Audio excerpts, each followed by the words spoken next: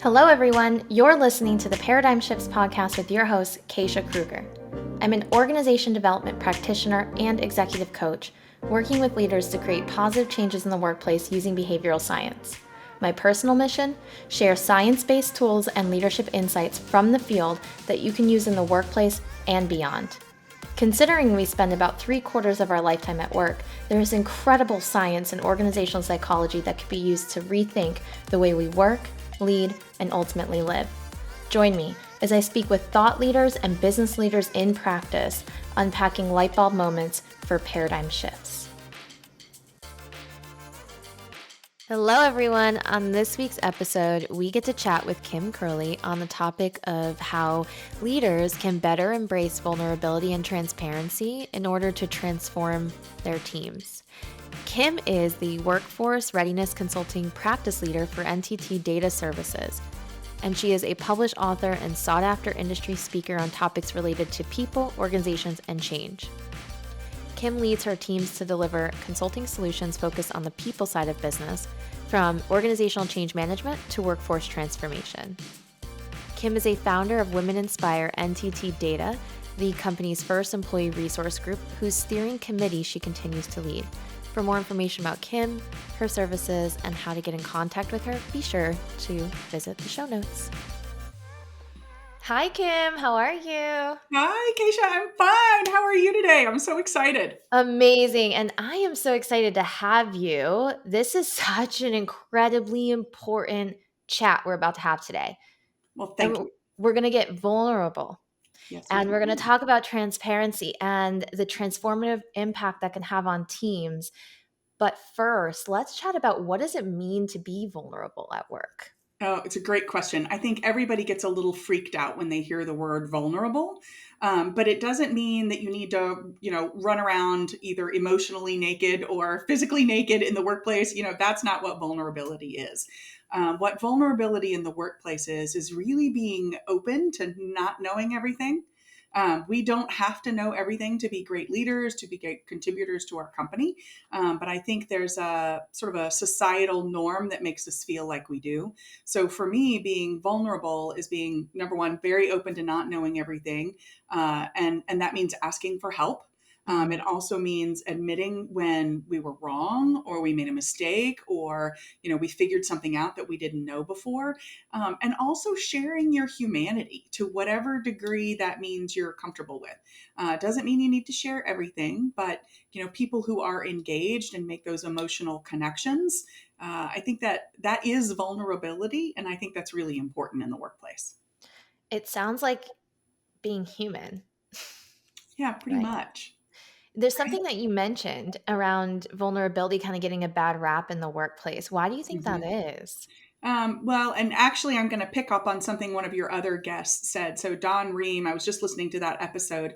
One of the things that he said, and he's so right about this, was he said, we've spent the last couple of centuries trying to keep emotions out of work. Right? We've tried to make work a thing or a separate domain and life a separate thing or a separate domain. But the fact of the matter is we're human beings. And as he says, the science tells us that our brains and our humanity are the same. Our brains don't know if we're at work or at home. All they know is that we are feeling entities that think, right? So Mm. when we've put all of these rules in place to keep emotion out of the workplace, because it seems less messy. It seems more straightforward and easier to take work and turn it into production and production units when you take out the messy humans, which don't always act in a straight line. So we've spent a whole lot of time pushing the emotion out of the workplace. So when you start to use words that evoke emotion like vulnerability or authenticity or even emotion itself, we've spent a lot of time trying to get rid of it. So there's not a norm for being comfortable with it inside the workplace, and it's messy, right? So it's Mm. new. People aren't wired to particularly be happy or familiar or comfortable with things that are new. Our brains perceive new things as threats. So when you bring that messy humanity, that messy vulnerability into the workplace, just puts everybody immediately on edge, and it doesn't need to, and I would argue it shouldn't.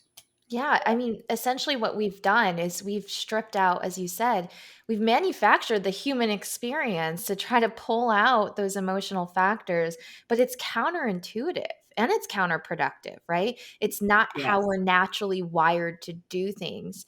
So it seems to me that we have a lot of work to do to break down that stigma.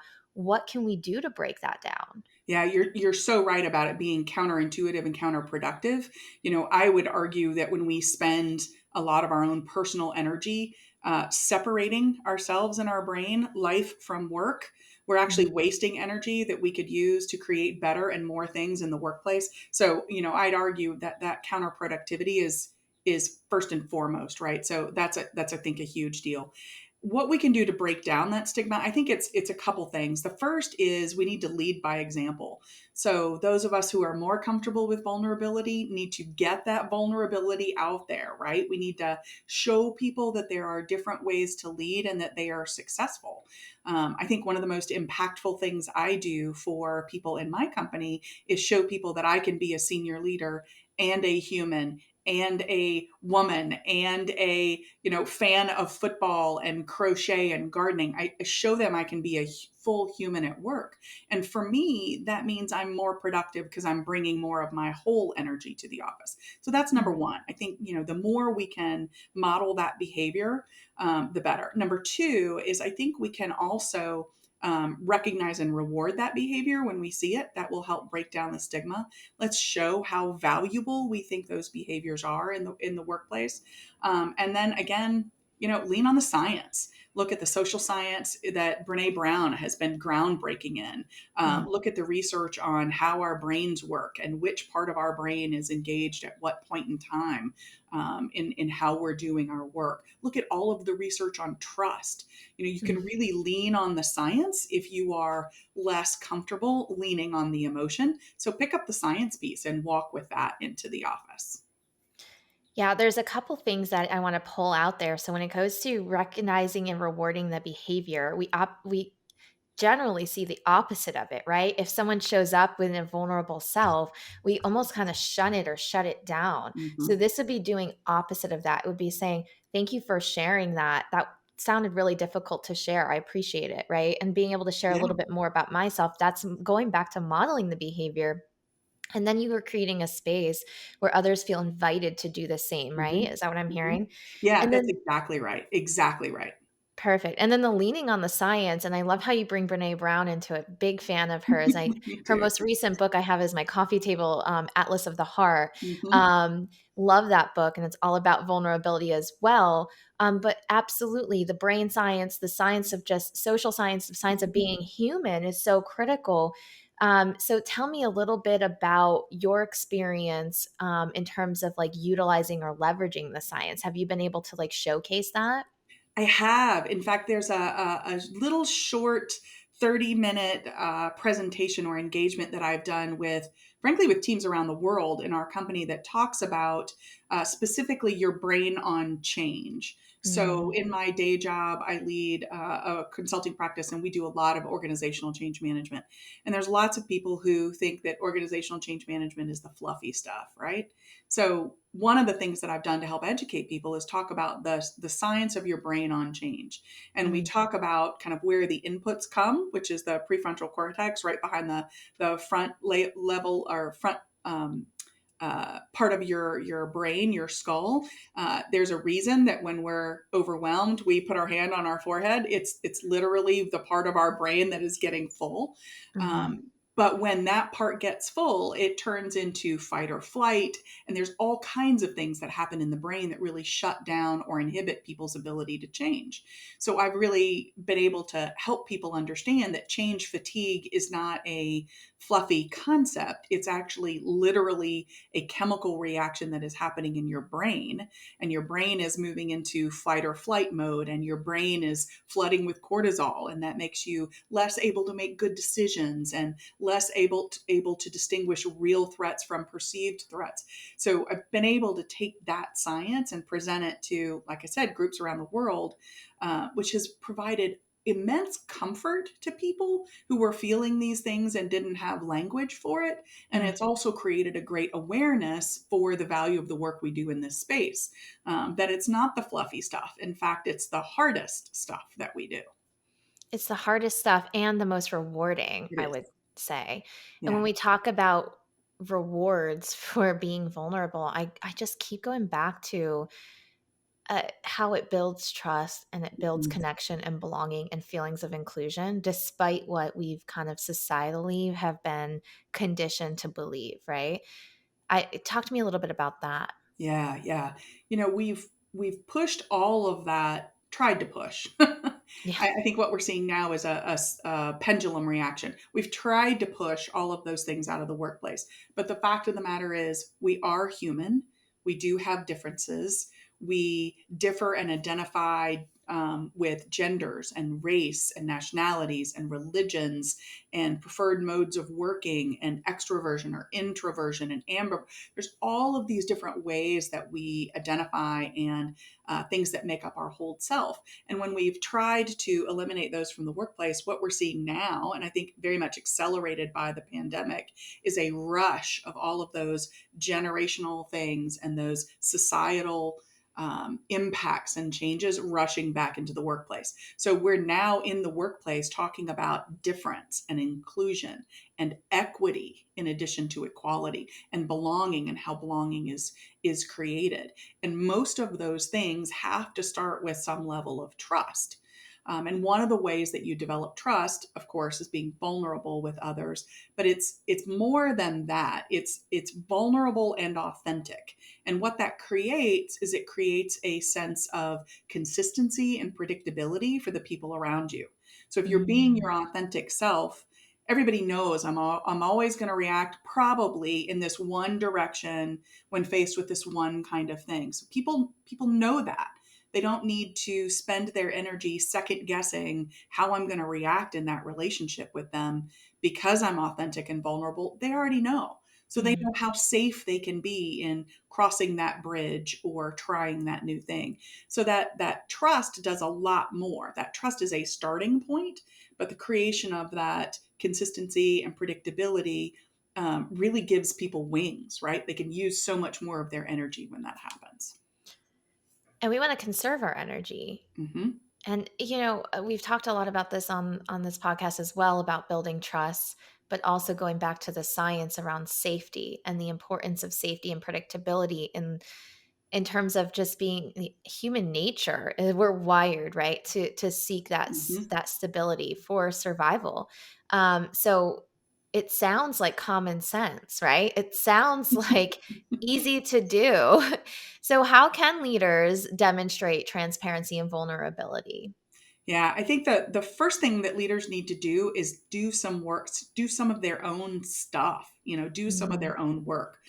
We need leaders who are very self aware and understand who they are, where their foibles are, where their bruises and challenges are, and where their superpowers are, and then lean into all of those things. So, one of the What's a things that superpower? Oh, yeah. So for me, I actually believe that vulnerability and authenticity are my superpowers. Ooh. I think that is the number one best thing I do when I go to work, and I hope it's the number one best thing I do in my personal relationships as well. But figuring out what those are and bringing those into the workplace with you is new news for a lot of folks. A lot of folks are used to picking up the latest leadership novel or leadership book and saying, "Oh, I need to behave like this," or "I need to wear this particular costume when I go to work so that I can be this kind of leader." That Mm. is far less effective and far less productive than if your natural self. Think about how much energy you spend trying to be somebody that you're not. Now think about what else you could do with all of that energy. So as a leader, the first thing you've got to do is kind of get right with yourself and know who you are. The second one, and maybe the one that's a first hard step for people, is to ask for help and do it publicly. Um, Ooh. and that's around sharing your humanity or asking for help accomplishing a work task. One of the things that's happened to me recently is we had a death in our family back in December, which has Sorry. been difficult for me and my family. And instead of taking a week off and coming back and pretending like everything's fine, I've shared with my team, today's a bad day. I'm just not having a great day.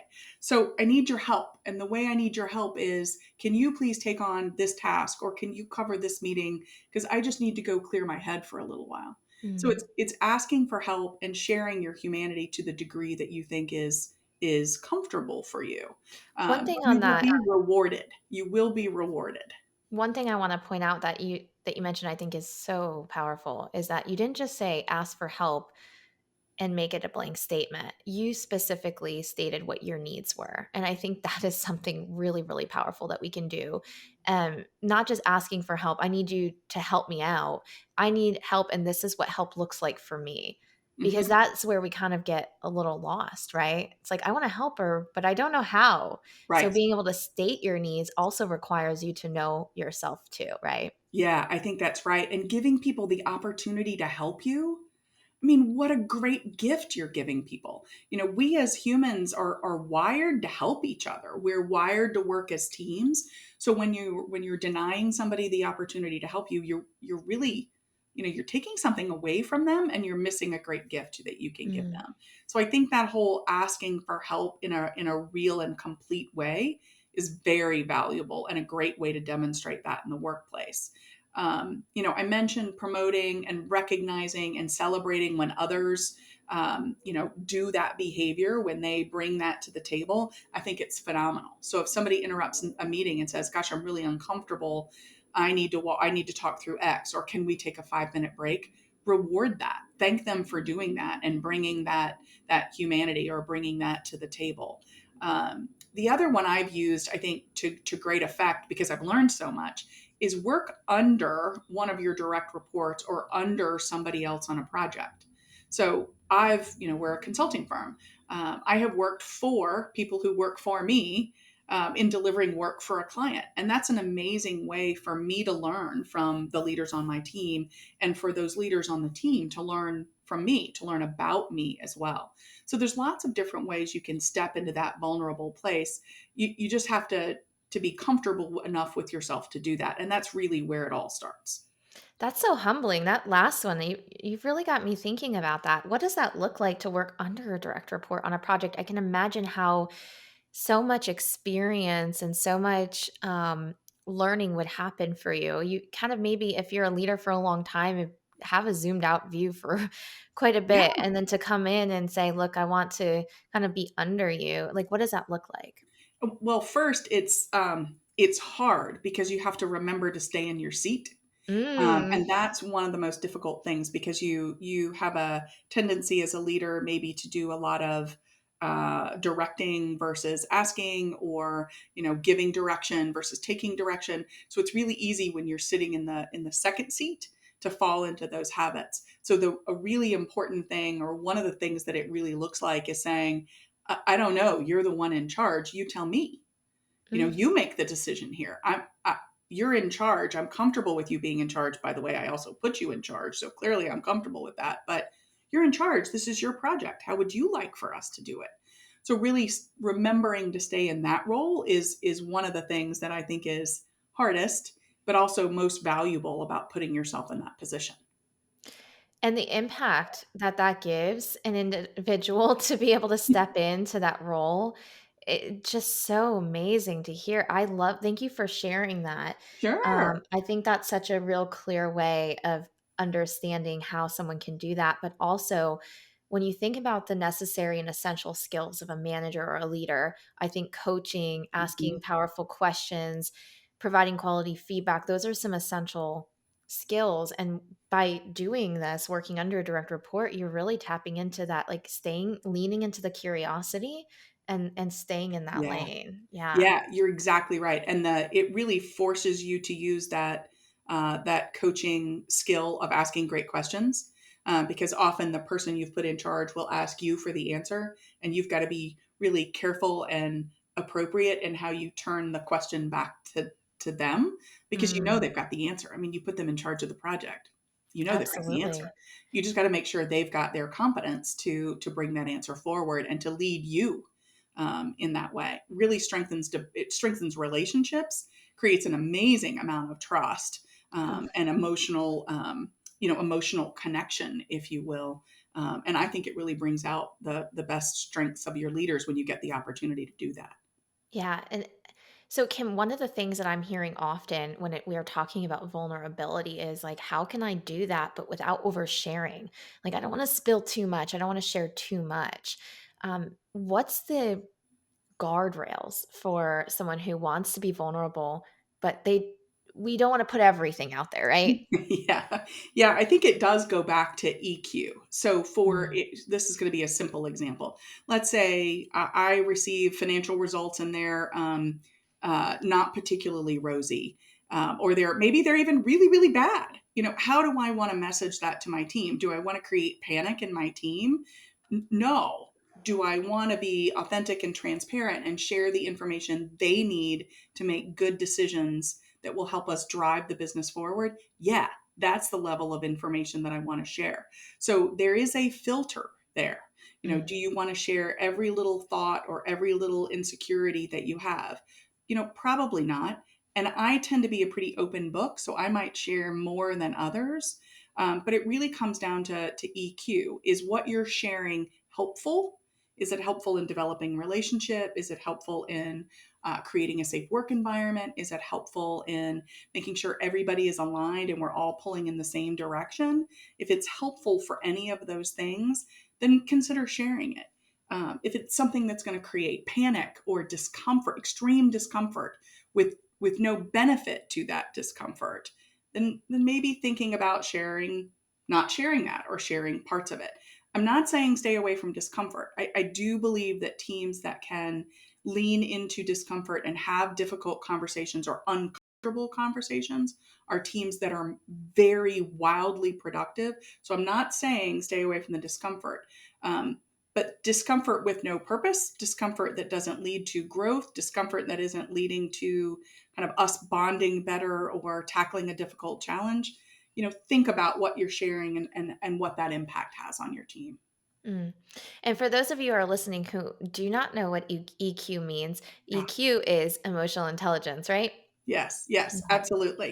Just Thank making you. sure. Yeah. And so what I'm hearing you say is if we're going to be putting this information out, we've got some key questions that we want to ask ourselves. We want to ask ourselves, what about this information is helpful? And how is this information beneficial or useful to those who are receiving it? That's exactly right. That's That's exactly right. amazing. Yeah. Whether it's strengthening a relationship, strengthening the work product, whatever that is, but think about what that outcome is and what your motivation in sharing it is. Yeah. And we've talked a lot about vulnerability kind of as a leader and how we demonstrate it and we bring Mhm. it into a space. How can leaders use this power now of vulnerability to transform teams? Talk to me about what transforming teams looks like.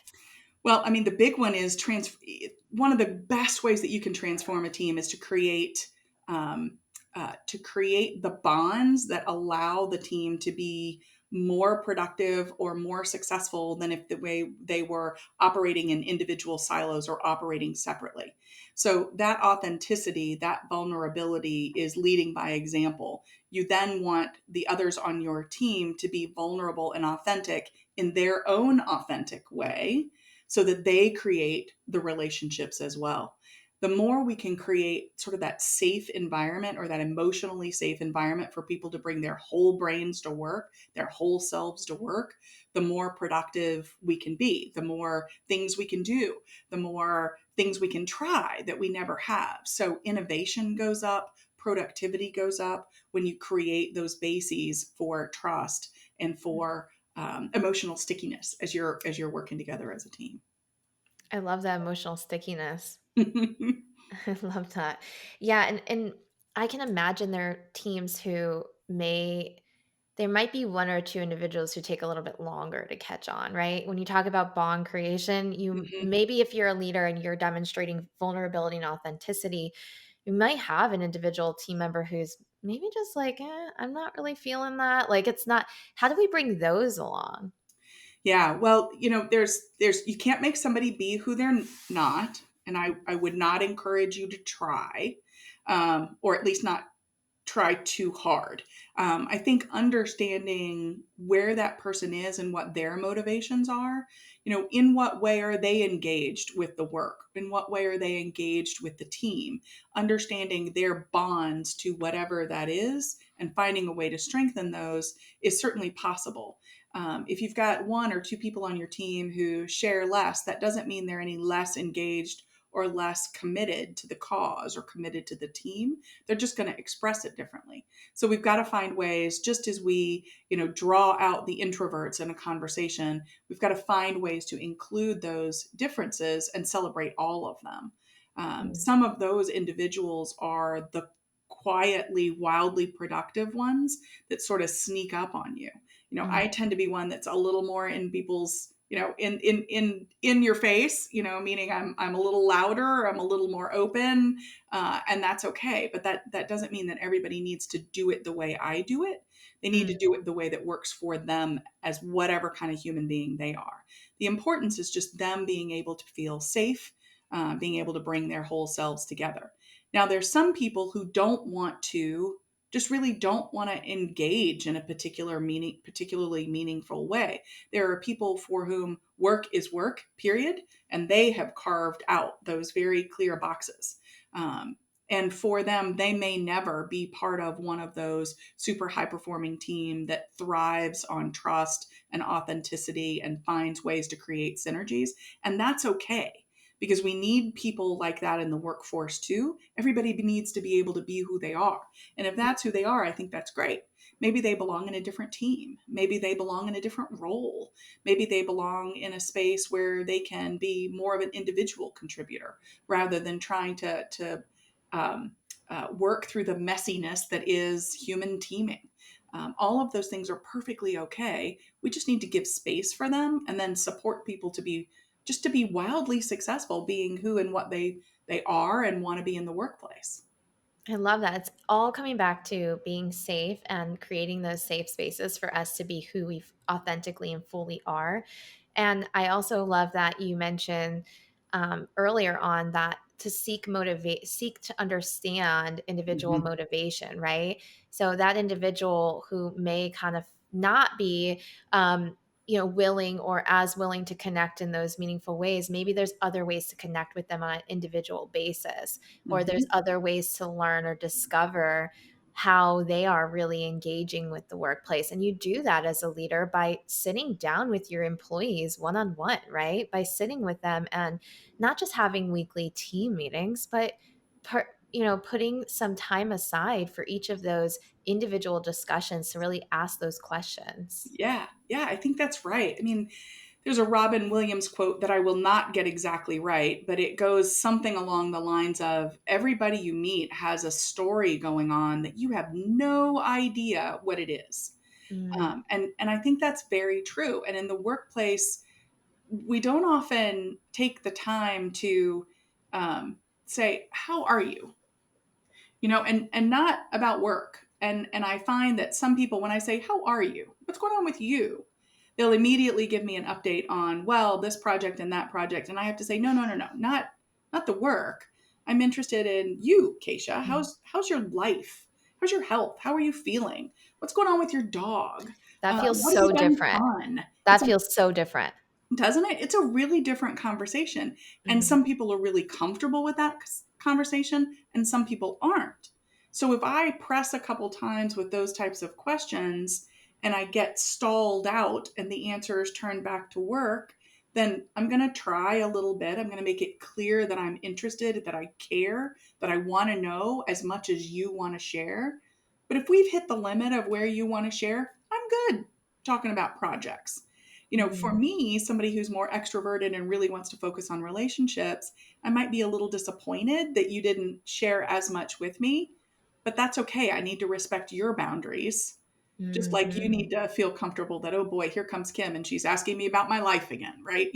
So Yeah. we need to be okay with each other on that front, but really taking some time to make sure you ask the questions and go as far as you as a relationship are comfortable going. I think is really important.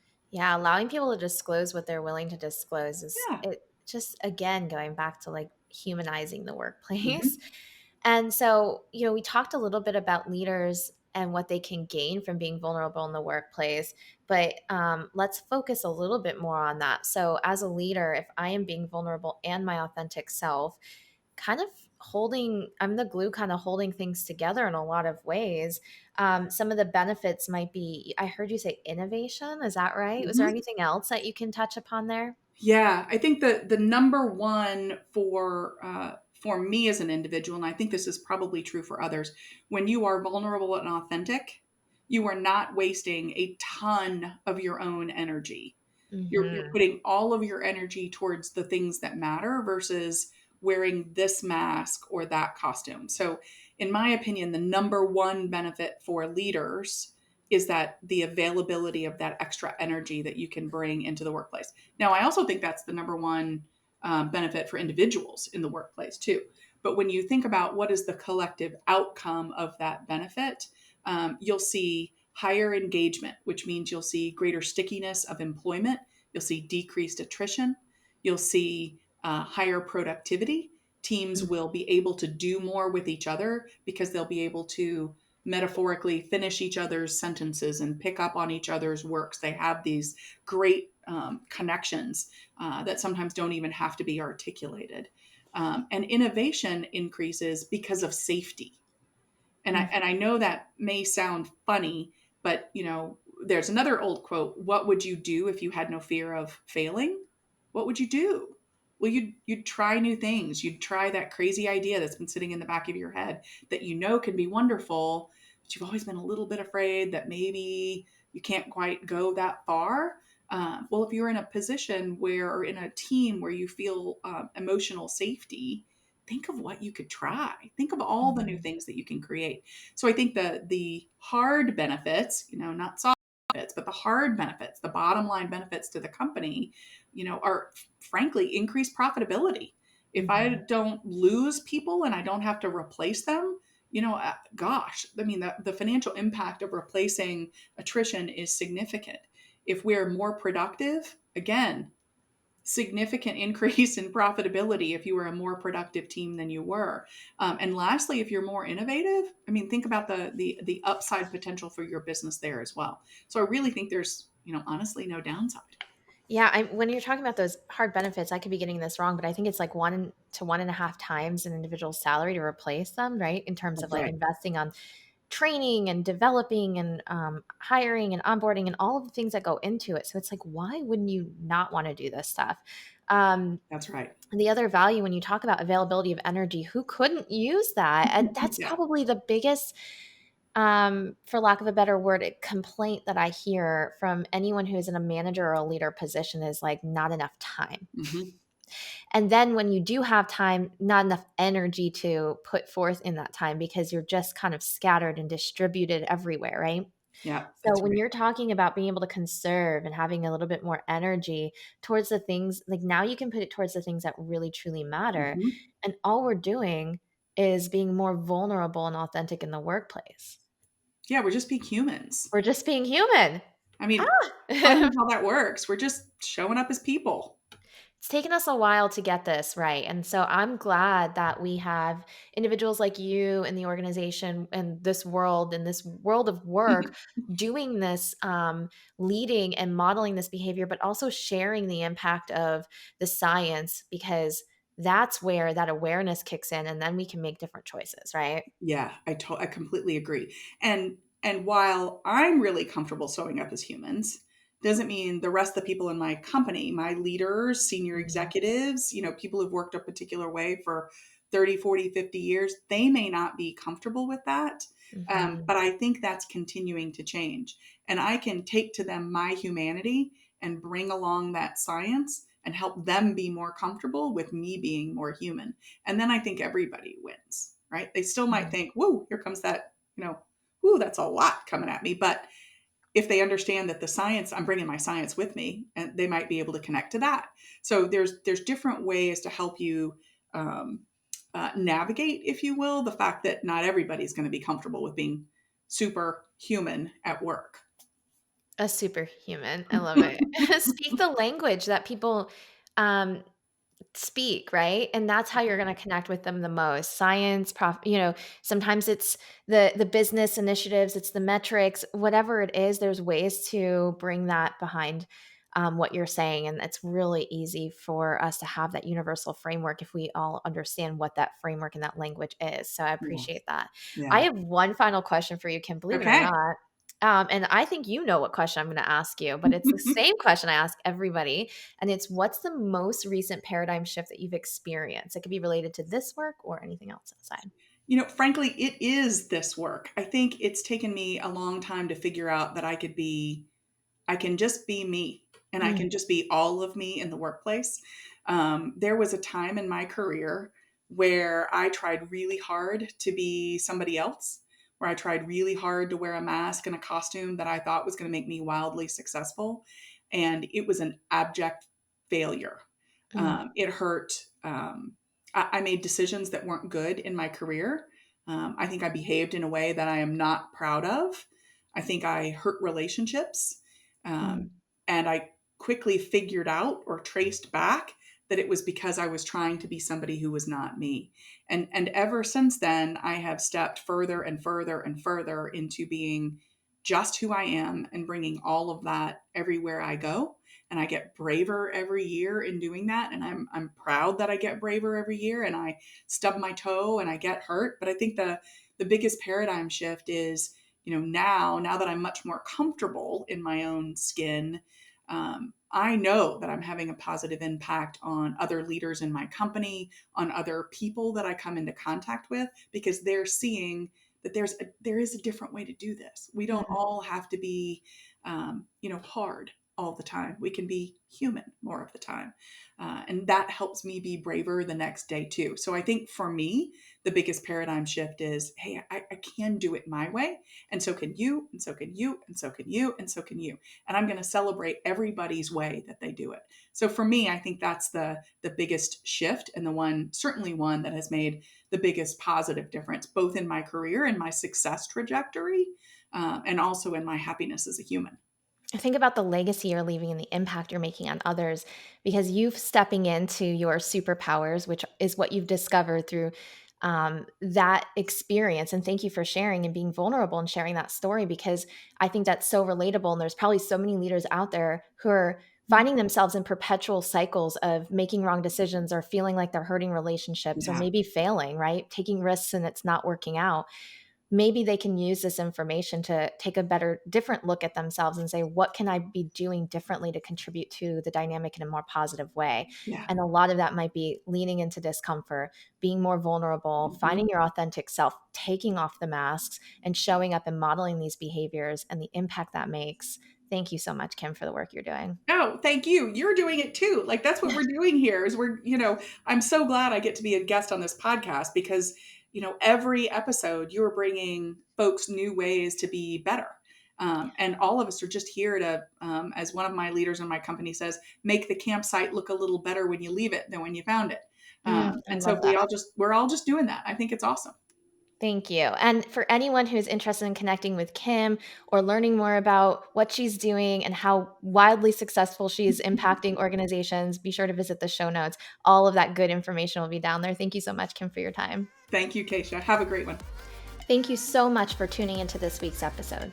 If you enjoyed this conversation, don't forget to leave a review, rate, and subscribe wherever you're listening. If you know a business leader in practice or friend who you think would be interested in this episode, please consider sharing it with them. I am so grateful for your support. For more updates, you can follow us at Paradigm Shifts Podcast on Instagram. See you on the next episode.